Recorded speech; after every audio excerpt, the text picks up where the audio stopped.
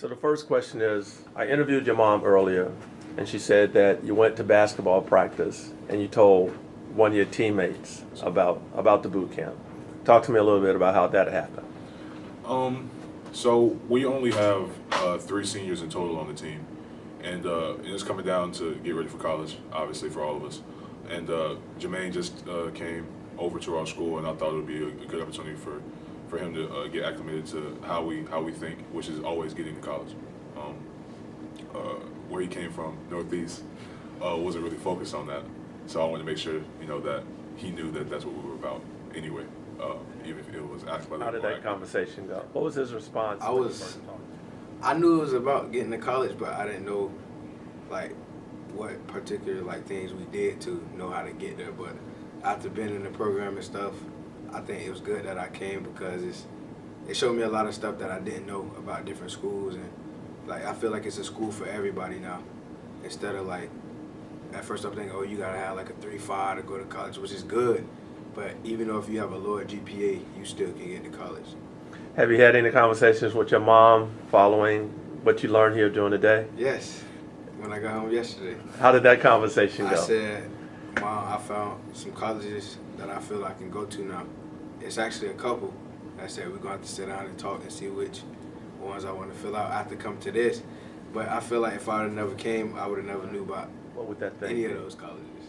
All right. So what do you want to say? That just being accepted to a college isn't enough. You obviously want acceptance, that's how you get to college, but if you can find a place for you that will pay for your education, that's where you want to go. And that always might not be somewhere where you picture yourself going, but once you do your research and own the process, you can see what's really good for you and who will pay for you to go to the school.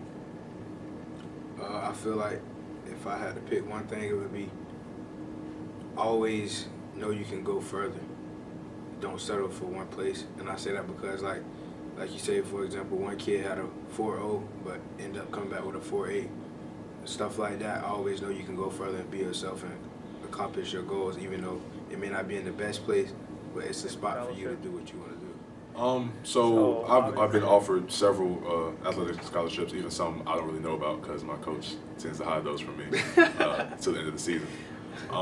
But with schools coming on to me like Brown and even Furman that don't really offer athletic scholarships but are academic, if I can qualify for those and still play basketball, it'll be 50-50 in what I choose. I feel the same way, because athletics can take you far, but not as far as having knowledge. So if I can get an academic scholarship and know I can get my books and still play basketball, I feel like the academic scholarship would be more valuable. Because if you're on an athletic scholarship and you get hurt or any type of thing, they may be like, you're not on scholarship no more. But academics, you can always have knowledge, and knowledge ain't gonna go nowhere. I'll go anywhere as long as it's not freezing. I have a terrible fear and hatred for the cold, and as long as there's sun and possibly water, that's where I want to be. I feel like I would go anywhere. I want to be in the cold. I feel like Florida too hot. I've been in it too long. I want to go to the cold. I'm willing to go anywhere. Except for out of the country. I would think I'd go out of the country. So how would you guys summarize the week? You've done a lot of work. I mean, this has been long days, longer than many school days. And you've been in one, as opposed to a class where you're in there for 45 minutes, you've been in here from 9 until 2 in the afternoon or whenever you have to leave to go to practice. Summarize how that's gone for you. At first, I was a bit skeptical. Me and my mom actually weren't really on speaking terms when she told me I had to come here. But I'm actually glad that she made me come. And it hasn't been that bad because everything that we're learning is valuable. When you're in school, you're in there for 7-8 hours. For us being athletes, we're at Lakewood basically all day. And a lot of what we're doing is just basic. I've always been smart, so there are certain things that came to me really easy. And this not being what we're doing here isn't necessarily based off, the smartest. It's based off who's more ambitious. And I think that's why it's been so fun.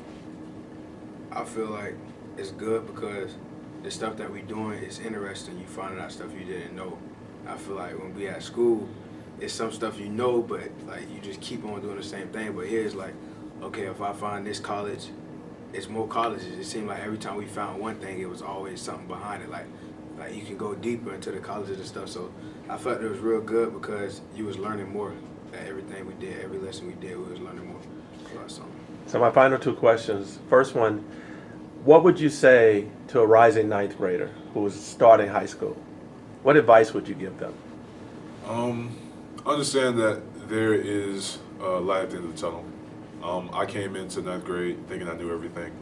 So I made really good grades, but I didn't take it as seriously as I could. I made a lot of B's and when I could have got A's. And just to stay focused and find something that keeps you interested, because everyone's going to tell you, you know, keep your head clean, stuff like that. Find something that's going to keep you interested. Find your motivation. I didn't find my motivation until my mom got sick in the earlier parts of my high school year, and I didn't want her last memory of me being slacking off, and I think that's really helped me find my motivation. So just find your motivation, and that'll help you out. I feel the same way. I also feel like when you coming in, don't slack. Keep your head on straight because you're going to have time to have fun. But ninth grade, high school, it's bigger campus. You know, you see different things, but keep your head on straight and go, because if you have a B and you can get an A, get the A. Don't just settle with a B, because in the long run, if you get B's, you're going to wish you can go back, but you can't go back. But you're a ninth grader now, so you can start early and get ahead. So that leads me to ask another question then, based upon a comment that you made. What are your goals for senior year? Now that you've been here, you've identified colleges, what do you want to accomplish senior year to get into your dream colleges? I need to raise my GPA back to where it needed to be, or it needs to be, for me. I, going into my junior year, had a 3.9 and caught a bit of the sleeping bug. Didn't like getting up in the mornings and going to my harder classes in the very morning, so I started to stay in bed. And I realized that was probably the biggest mistake I could have made in the 4 years that I have in high school. So I'm going to make sure I'm taking much harder courses than I need to take. I have enough credits to graduate, but I want to make sure I still take AP and honors so I can boost up my GPA. Make sure I get all A's first semester so I can get back to at least a 3.7. My goals for my senior year is to definitely get my GPA up. It's not a resting year. Most people think my senior year, easy year. I don't feel that way, because I feel if you can achieve more and make your worth more, that's the best thing to do. And I feel I caught a little bit of that sleeping bug too, but my senior now, I'm not going to slack off. I'm going to make sure I keep going forward to be the best person I can be. I'm not going to settle for something What lower would you when say I to go them? higher. Thank you. Not just for allowing us to be here per se, but that them allowing us to be here lets us know that there's people out there who do actually care about our well-being and our future. And just knowing that there's people that Dr. Benson has no clue who I am, but he cared enough to make sure I had the opportunity to better myself, and that's what matters. I want to thank Dr. Benson a lot too, because without this program, I feel like I don't know what I'd be thinking about college. I would know I want to go, most definitely, but it's like it's so many colleges and so many places. And it's like after you probably would have tried, like, oh, they didn't accept me. But now I know there's plenty of colleges for me, but I'm going to get my grades better to try to rise, like you said. But I want to thank him for bringing us out and believing in the program, believing in us. Like Jalen said, even though when he didn't know us, he still believed in us to come to the program and, learn things. So that leads me to ask another question then.